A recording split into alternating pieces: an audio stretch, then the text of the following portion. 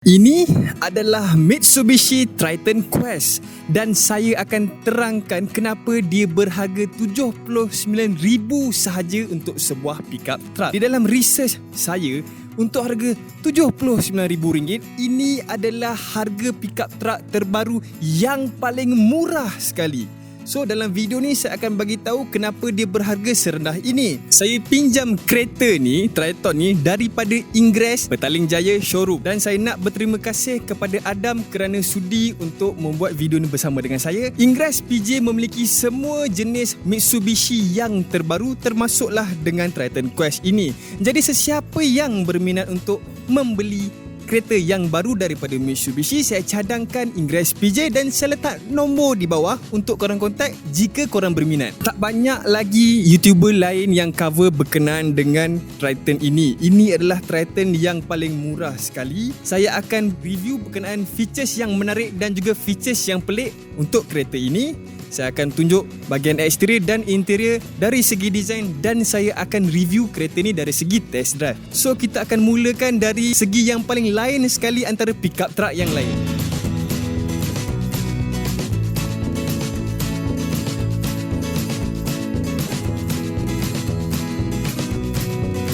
Jadi first yang paling kita akan perasan berkenaan dengan kereta ini adalah dia punya ketinggian. Ya, ketinggian kereta ni adalah sangat rendah untuk pickup truck yang lain.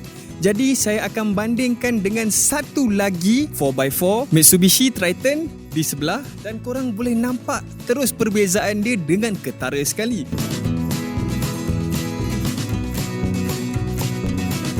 Korang boleh tengok yang dia punya ketinggian memang sangat berbeza dan saya akan tunjukkan kepada korang macam mana perbezaan dia. Untuk Triton yang tinggi ini kita boleh nampak berapa dia punya dan untuk yang Triton Quest ini kita boleh nampak yang dia punya ketinggian sangat-sangat rendah. So itu adalah yang paling ketara untuk Triton Quest ini. Mungkin ramai yang menganggap kereta ini murah jadi dia rendah. Sebenarnya bukannya dia rendah sebab dia nak cut cost ataupun apa-apa yang lain. Dia rendah sebab memang dia punya function nak hampir sama dengan kereta biasa yang ada bahagian belakang ini. Jadi apabila dia rendah, kebaikan dia adalah macam contoh saya bagi untuk yang tinggi ni. Bila dia tinggi, jadi bila kita turunkan kita punya barang, kita nak angkat kita punya load memang sangat-sangat tinggi daripada kereta Quest ini. Jadi kita boleh tengok dia punya difference memang tinggi dan kita perlukan travel daripada bawah ke atas dengan jarak yang jauh.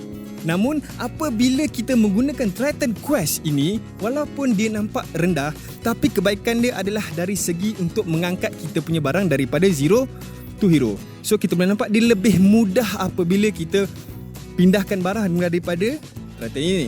Apa yang specialnya untuk Triton Quest ni, satu yang kita boleh nampak adalah pada bahagian kita punya tail.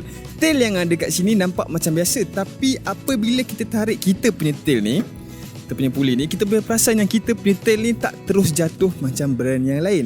Dia stay kat sini sebagai satu safety features yang ada untuk Triton Quest. Kerana apabila kita tarik saja, kadang-kadang kalau kereta yang pickup lain, dia akan terus jatuh ke bawah. Itu adalah benda yang sangat bahaya. Kita perlukan satu time untuk kita bersedia untuk kita turunkan kita punya benda yang berat ini. So bila dia hold macam tu, ia lebih selamat untuk kita turunkan barang kita. So bila dia dah turun kat sini, kita boleh nampak dia punya mechanical adalah menggunakan wire ini saja. Tapi kejadian yang tadi tu terjadi sebab kita punya engsel kat sini, kita punya hinge kat sini lebih berlainan daripada brand-brand yang lain. Dia punya hinge dia ke bawah macam tu. Sebab itulah dia boleh hold kita punya tail daripada terus terjatuh. Kita perasan yang tempat kereta Quest ni, belakang dia tak ada bumper pada bahagian belakang tu. So dia memberikan satu benefit yang lain pula yang ada pada Quest ini. Maksudnya kita punya spek yang tinggi-tinggi ni pun tak ada pada kita punya kereta ini. Apa dia? Untuk yang ini, tail dia selalunya kalau kata brand lain dia akan hold saja pada 90 darjah macam ni. Tapi kalau untuk yang Quest ni, apabila kita tarik kita punya wire dan kabel pada bahagian sini, kita boleh terus turunkan tail sampai ke bawah macam ni. So itu adalah features yang paling special yang ada pada Triton Quest. Kalau dia tak cut cost untuk kita punya suspension rendah, so kenapa dia murah sangat? Jawapan dia adalah salah satunya Jawapan yang ada adalah dia punya sport rim. Kebiasaannya kita dah tak jumpa dah sport rim untuk 4x4 bersaiz kurang daripada 16 inci macam tu. Ini Triton Quest bersaiz 15 inci, 1 ton berkala silver. Dia ada 5 batang dan dia adalah cukup standard. Tapi dia tak standard untuk 4x4, untuk pickup truck, kerana kereta ini sangat besar dan apabila dia meletakkan kereta ini sport rim yang kecil macam ni, dia membuatkan dia nampak pelik dan lain sedikit daripada pickup truck yang lain. Jadi di situlah dia cut cost. Dan untuk masalah yang boleh kata masalah macam ni, kita boleh selesaikan dengan mudah saja. Banyak lagi aftermarket untuk sport rim yang kita boleh dapat. Kita beli harga macam ni, kita boleh tukar sport rim dengan harga contoh plus minus 2,000 macam tu, dah boleh dapat proper sport rim. Siap boleh pilih lagi yang macam mana sport rim yang kita suka, just tambah saja. So itu adalah masalah yang boleh diselesaikan. Namun kereta yang ini dia berbeza dari segi drivetrain. Normally sebuah pickup truck akan diklasifikasikan sebagai 4x4. Untuk kereta ini perbezaannya adalah dia hanya menggunakan 2 sahaja drivetrain. Jadi dia adalah boleh panggil 4x2 ataupun front wheel drive. Jadi kereta ni walaupun nampak macam kurang daripada 4x4 yang lain, tapi kalau kita tengok dari sudut yang berlainan, kita tengok daripada perspektif yang baik, kita dapat tahu yang kita punya maintenance lebih rendah kerana dia tak perlu menggunakan minyak Excel ataupun minyak untuk 4x4. So itu adalah big plus untuk kereta ini, memandangkan dia adalah Mitsubishi, jadi dia punya servis sangat rendah. Saya akan terangkan sebentar lagi. Next up, features lain dan juga features pelik yang ada dekat dalam Triton ini adalah secara general semua Triton pun ada, adalah dia punya J-line daripada sini. Kita boleh nampak normally pickup truck brand yang lain dia akan pergi lurus macam tu, tapi yang Triton secara generalnya dia punya chassis, dia punya body berlainan dari segi dia punya aluran. Dia takkan pergi straight ke bawah, dia pergi J, bentuk J. Dia panggil J dari segi term dia. So kenapa dia macam ni? Kerana untuk pada bahagian dalam, jom kita tengok.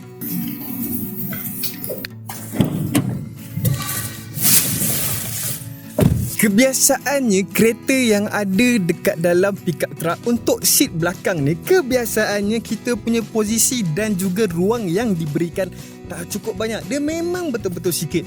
Macam yang ada dekat pickup truck yang lain lah, okay? Selalunya dia punya leg room memang betul-betul kecil, ataupun untuk orang besar memang susah. Tapi kenapa saya cerita pasal J tadi? Apabila dia buat J punya frame macam tu, secara relatifnya kita duduk saja kita akan dapat rasa yang kita punya support untuk bahagian belakang bawah ni rasa lebih selesa. Kerana untuk brand pickup truck yang lain, dia punya bahagian support untuk back ni sangat tegak, 90 darjah tegak. Namun untuk Triton ini, apabila kita duduk je kat dalam ni, kita boleh rasa selesa kerana dia slanted sedikit ke belakang. Tiada masalah untuk berjalan jauh di bahagian belakang kereta ni. Dan even ada test-test dari segi profesional untuk tengok macam mana safety dan macam mana dia punya keselesaan dan comfort pada bahagian belakang ni. Dan kita boleh nampak yang dia punya bahagian belakang memang betul-betul selesa. So itu adalah selling point utama untuk Mitsubishi Triton ini. Dia mempunyai seat belakang yang selesa. Bukan itu saja, apabila kita duduk macam ni, kita boleh tarik kita punya bahagian belakang ini dan kita dapat satu lagi ruang untuk kita letak kita punya barang. So tiada masalah untuk letak barang-barang sedikit-sedikit, macam contohnya kasut ataupun golf club ataupun benda-benda macam tu. Benda-benda yang orang lain tak sediakan, kita sediakan. Walaupun dia tak cukup besar untuk kita letak kita punya barang, tapi dia mencukupi untuk meletakkan beberapa barang yang perlu dan juga komponen-komponen yang boleh kita sorokkan. Andai kata kita nak elakkan daripada kecurangan ke apa, tak semua orang tahu pasal Triton ada simpanan kat belakang tu. So kita boleh sorok barang-barang kita kat belakang, macam contoh laptop kecil ke apa, boleh letak belakang tu. Tapi kalau pencuri pun dah tengok review ni, matilah kita. Jadi saya dah ceritakan perbezaan dan juga features menarik dan features pelik yang ada dekat dalam kereta ini. Jadi apa lagi yang specialnya kereta ini? Sebenarnya antara selling point yang lain untuk kereta ini pun adalah dia punya design untuk bahagian depan. Kebanyakan orang yang beli kereta ni memanglah nak berniaga ataupun untuk family ke macam mana, tapi sebenarnya yang buatkan diorang tergerak hati untuk check out this new car sebenarnya adalah kerana design dia. Kita boleh nampak yang design dia bukan jenis konvensional pickup truck. Kereta ini nampak sangat cantik dari segi luaran kerana dia punya design secara keseluruhannya sangat futuristik. Jadi dia punya design ini kita boleh nampak dia punya bahagian lampu saja pun dah cukup tirus dan juga memanjang. Kereta ni bukanlah tahun 2020 punya design, dia dah beberapa tahun lepas dah. Tapi zaman sekarang baru kita boleh nampak kereta-kereta lain dah mula meletakkan elemen lampu nipis pada bahagian lampu depan headlamp ini. Jadi saya boleh katakan yang design dia agak melangkaui zaman. Tak adalah zaman, sebenarnya bertahun-tahun jugalah. Walaupun ini adalah antara lower spec untuk Mitsubishi Triton punya lineup Quest, namun dia tak sama macam brand kereta lain, di mana kalau kata brand kereta lain, dia punya overall body mungkin akan dikurangkan daripada macam contoh bila dia ada kembang pada bahagian luar untuk dia punya higher spec. Apabila low spec, dia flat macam tu. Itu perbezaan dia. Dan yang paling ketara adalah walaupun dia low spec, dia ada dual cab, dia ada 4 seater macam ni. Kalau yang lain lower spec punya, dia hanya ada 2 seat sahaja. So itu adalah yang paling ketara. Dan next is yang saya cakap tadi, walaupun dia adalah yang lower spec, dia tetap bagi over fender / box flare. Ini adalah salah satu yang dipanggil box flare ataupun over fender yang ada untuk kereta ni. So apabila design dia macam ni, dia lebih terkeluar, membuatkan kita punya sport rim ni di dalam sikit. Tapi yang saya cakap tadilah, untuk sesiapa yang membeli kereta ini, just tukar saja sport rim ikut korang punya design, ikut korang punya pilihan. Jadi korang akan dapat korang punya sport rim dan over fender yang lebih menarik pada bahagian sini. Jadi dia memang betul-betul kemas apabila kita nampak dia punya design macam ni. Benda yang korang tak nampak yang ada pada kereta ini adalah chassis dia adalah reinforced chassis yang untuk line up Mitsubishi dia panggil sebagai RISE, R-I-S-E. So apa function dia? Dia reinforce dia punya chassis. Reinforce tu maksudnya menguatkan lagi chassis dia. Dekat mana? Untuk RISE punya kereta, dia akan reinforce pada bahagian pillar B, pillar A dekat sini. Antara A dengan B pada bahagian sini pun dia kuatkan. Jadi 1, 2, 3 ni dikuatkan. Dan juga pada bahagian depan dia ada satu lagi reinforce pada bahagian depan. So itu adalah RISE punya function untuk Triton ini. Kita sedia maklum yang ini adalah salah satu kereta pickup truck yang paling murah dekat pasaran Malaysia. Jadi kita boleh nampak kat sini, satu yang dia cut cost untuk kita dapatkan harga macam ni adalah dia punya garnishing yang ada pada Mitsubishi Triton ini. Semuanya adalah hitam saja. Kita boleh nampak dekat sini hitam, depan hitam, belakang hitam, tarik dua hitam, semua hitam. Dan even dekat dia punya interior pun sekali dia tak ada garnishing selain daripada plastik. So kita boleh tengok dekat bahagian dalam. Yang ada pada panel kanan kereta kita ini adalah kita punya power window untuk kita kawal pada keempat-empat bahagian. Lepas tu kita punya lock untuk window pada bahagian sini. Dan kita nampak pun kat sini pun semuanya hitam. Jadi bila semuanya dia cut cost, jadi agak mustahil untuk kita dapatkan push start untuk kereta ni. So kita boleh expect untuk menggunakan kunci untuk Triton Quest ini. Jadi apa lagi yang ada adalah walaupun di lower spec, dia still bagi kita punya leveling light untuk kita punya headlamp. Jadi kereta kita ni kita boleh kawal kita punya leveling untuk lampu. Andai kata kita rasa kita punya lampu terlalu rendah dan kita nak tinggikan sikit, kita boleh tarik ke atas. Dan kalau kita rasa kita punya lampu terlalu tinggi, macam kita takut menyakiti hati dan juga mata orang lain, so kita boleh rendahkan kita punya lampu pada bahagian sini. Lepas tu segala yang ada pada sini standard. Lokasi untuk kita buka kita punya fuel tank berada di bahagian sini. Kemudian untuk bahagian sini kita boleh tengok steering kita adalah steering yang standard dan ada logo Mitsubishi pada bahagian depan ini. Ada horn macam tu. Dan untuk konsol tengah ini kita boleh nampak yang dia dikapit oleh kita punya aircon yang ada pada kiri dan kanan dan berbentuk kepak macam ni, bentuk wing macam ni, dan dia sangat besar, dia sangat cantik. Kemudian dia ada konsol tengah ini, radio dan juga infotainment system yang sangat standard. Jadi dia still ada semua ini walaupun dia adalah low cost Triton. Dan kita boleh nampak, kita boleh expect untuk kawalan kita adalah kawalan aircon yang biasa. Dan yang paling lain daripada yang lain adalah kita punya double signal duduk pada bahagian yang paling bawah sekali. dan kita boleh still charge kita punya phone, namun kita perlu menggunakan third party punya USB untuk cocok pada bahagian sini. Everything is standard here dan kita ada ruang yang mencukupi untuk kita punya bahagian sini pada bahagian tengah, dan kita boleh letakkan beberapa barang. Namun dia sungguh besar dan kita boleh letak macam-macam barang untuk kita punya bahagian sini. Pada pendapat saya, untuk pada bahagian dalam ini, walaupun dia bukanlah memiliki material yang paling hebat ataupun paling cantik, pada saya dia still ergonomik dan mempunyai cita rasa yang menarik kerana dia punya design bukanlah design yang sangat dull. Dia masih ada design-design yang cantik. Saya ada review beberapa kereta sebelum ini. So kalau kata nak tengok kita punya design untuk pickup truck low spec daripada ini, saya letak link dekat atas dan boleh tengok Toyota Hilux yang single cab. So sesiapa yang meminati kereta pickup truck yang murah, saya boleh letak pickup truck yang lain yang boleh korang consider untuk membeli nanti. Jadi apa yang korang rasa dengan kereta ni? Kereta ni cantik ke tak pada korang? Adakah korang minat dengan kereta ni? So kalau korang minat, cuba komen dekat bawah. Saya nak tengok ramai tak yang meminati dengan kereta ni, ataupun memang terus decide nak beli bila tengok apa yang kereta ni ada. Lagipun kereta ni adalah kereta yang murah, dan saya rasa untuk kita berniaga dengan dia punya apa yang dia bagi pada kita memang mencukupi. So saya sendiri rasa kereta ni sangat sesuai untuk kita bawa pergi berniaga dan juga naik genting bersama family kalau kita nak. So dia ada 2-in-1, memang macam Frankenstein. So dia boleh buat macam-macam benda untuk satu kereta. Straight away kita boleh rasa yang kereta ni memang sangat rendah. So kereta ni memang mudah untuk kita tengok, visibility yang sangat bagus kerana dia kereta ni walaupun rendah masih okey, tak ada masalah. Satu berkenaan kereta ni memang standard. Kereta ni kelas dia adalah kelas yang panjang, jadi untuk siapa yang jarang pakai manual susah sikit lah. And then satu lagi untuk kelas memang dia datang manual saja. Dia tak ada datang auto, okay. So dari segi suspension kereta ni memang okey. Walaupun dia guna light suspension macam tu, least suspension, and dia still okay. Daripada segi interior memang rasa memang semuanya hitam, jadi tak ada benda yang boleh kata macam special sangat.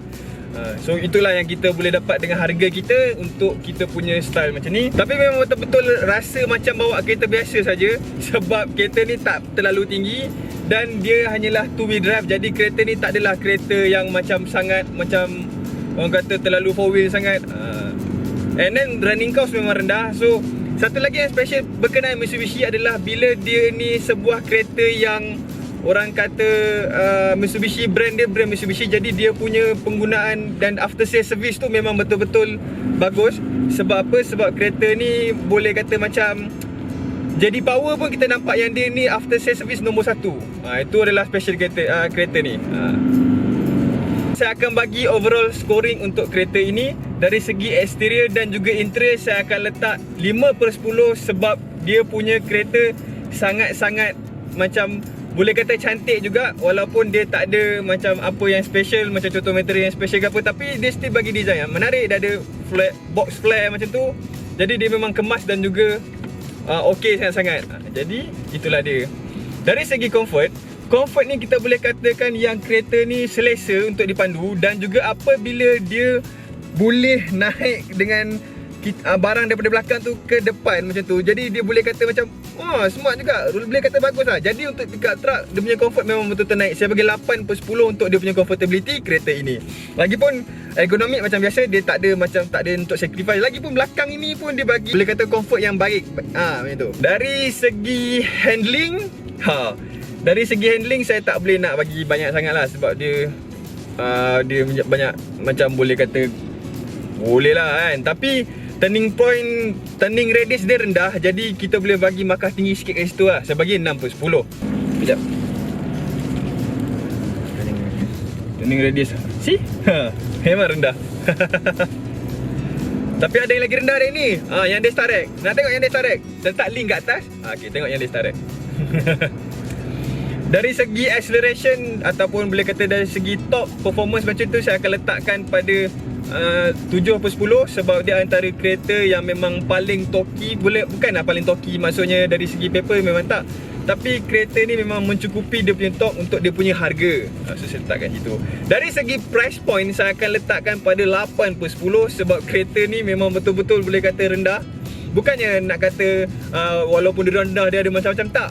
Tapi sebab dia ada inisiatif untuk bagi kita punya price point yang rendah. Sebab ni boleh dikatakan antara kereta yang paling murah untuk pickup truck yang baru. So ini memang betul-betul menarik, offer yang menarik untuk orang yang nak mulakan bisnes kecil-kecilan ke apa macam tu, nak bawa sayur ke, nak niaga soya ke apa. Ini adalah kereta yang sangat baik. Dah habis kerja, nak bawa family balik kampung pun boleh sebab dia belakang tu. So dia adalah sebuah kereta yang special dan juga menarik di mata saya. So itu saja. Ini boleh dikatakan sebagai satu quick review dalam saya punya review kali ini. So ini sahaja review saya berkenaan dengan Mitsubishi ni. So kalau ada rasa menarik dan juga minat dengan kereta ni, boleh komen kat bawah. Kalau suka dengan video ni, klik like untuk bagi tahu saya yang kereta ini memang korang suka ataupun korang suka presentation saya. And subscribe sekarang, sebab kalau korang tak subscribe kan terlepas pula video-video yang macam ni. So sila subscribe sekarang, okay? Tekan bell sekali. So itu saja review saya pada kali ini. Kita jumpa lagi. Bye.